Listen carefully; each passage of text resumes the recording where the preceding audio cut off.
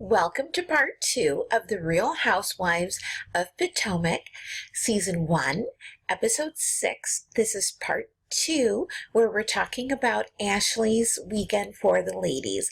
In part 1, watch that video. I talked about some of the things that Ashley did not do and that the women commented on. And for example, putting women in children's beds. She didn't have AC in the house. Giselle mentioned that. If it is hot enough for women to be comfortable in bikinis outside, it is ridiculous not to have AC in the bedrooms.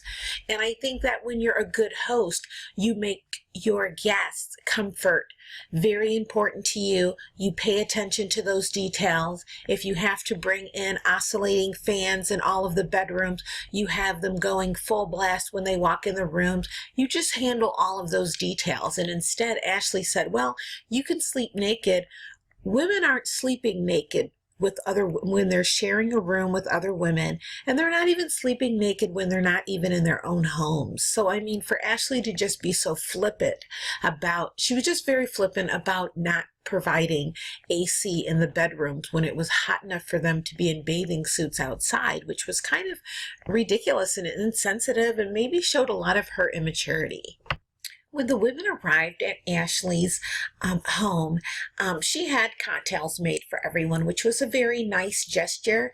However, when you are a hostess or a host and you are inviting people over, if you don't know what they drink, what they prefer, you don't just make a tray of drinks and present them.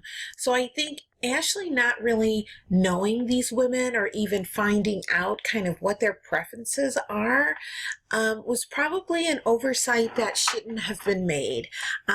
There's nothing wrong with even having an assortment of different drinks and just setting it out there for people to do whatever they'd like to do. If you don't really know what people drink, then set out an assortment of different things. But it just seemed that she prepared these cocktails and then some of the women commented on whether they liked it or not. And I just think all of that can be avoided. If you don't know people, ask their preferences or just set out an assortment. And it just seems that Ashley keeps wanting to be a hostess for the ladies without really knowing how to entertain.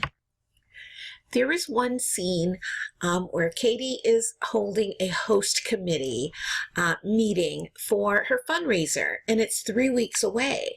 And she was kind of offended that Giselle and Robin were asking her some questions about the whole execution of it.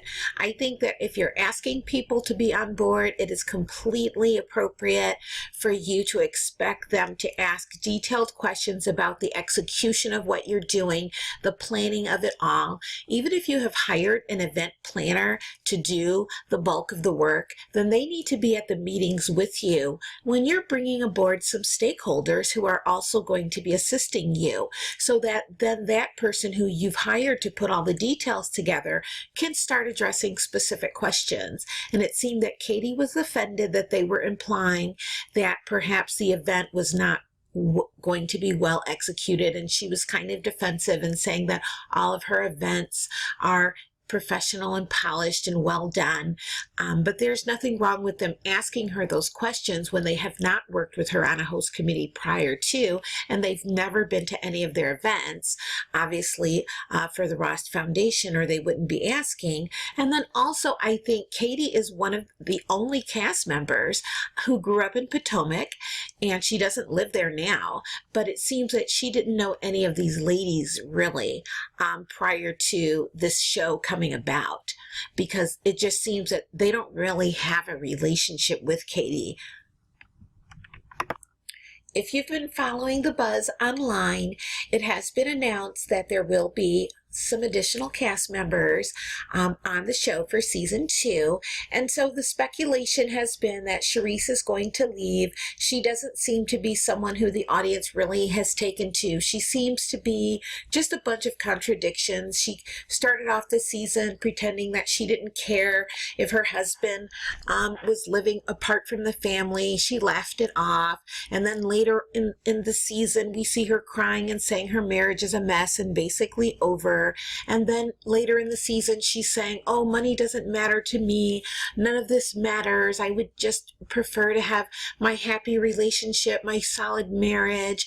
And then her tagline at the beginning of the show is, if I don't know you, if I don't know who you are, then you're not worth knowing. So at one point she's trying to act like she's so unaffected by, the financial achievements of her husband and everything that came with. And then on the other side, she's acting like she's a snob who doesn't care who other people are unless you're in her circle. And she only was in the circle because of her husband. So I think she's probably going to not be in the cast for season 2. The Washington Post already mentioned Charisse's friend, who's the official friend of the cast. I doubt she's probably going to have any time at all in front of the camera for season 2. I think they're just going to have her disappear as well as Charisse. I mentioned in another video that one of the reasons why she probably is not an official cast member probably has to do with the fact that she's been disbarred as an attorney, and maybe Bravo just doesn't even want to bring that story into the mix or make that part of the conversation. None of the cast members has mentioned it on camera, though they've speculated about each other and said other shady comments and remarks about one another. Nobody has mentioned this particular situation, and so I think maybe Bravo is just not wanting that to be part of the storyline at all, or in the confessionals or the one-on-one interviews, whatever you call those, that anyone has been filming. So that's it for this episode.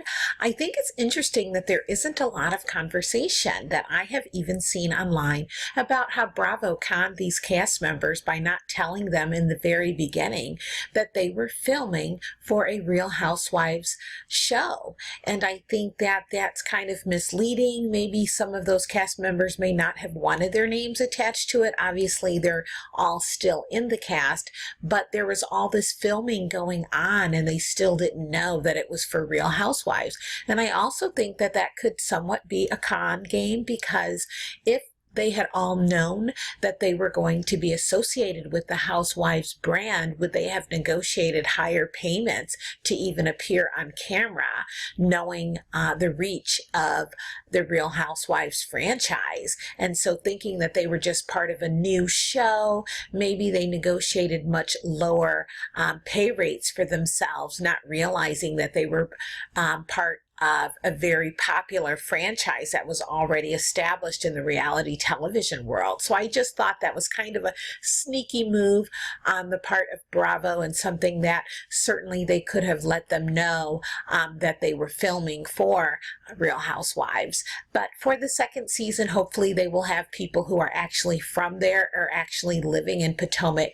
Right now, only Charisse and Karen are the only 2 cast members out of the 6 ladies who are even living in Potomac at all, and then Katie is the only one who grew up there. So if they're going to use the name of Potomac, it's only fair to Potomac that they actually have people who have been part of that community and have somewhat of a history with that community. And Karen and Charisse came in as outsiders and are probably still pretty much viewed as outsiders by people who have been there for a very long time and associated with that community for a very long time. So thank you for watching this video. Please leave comments, and I will make another video when the next episode appears. Thank you again.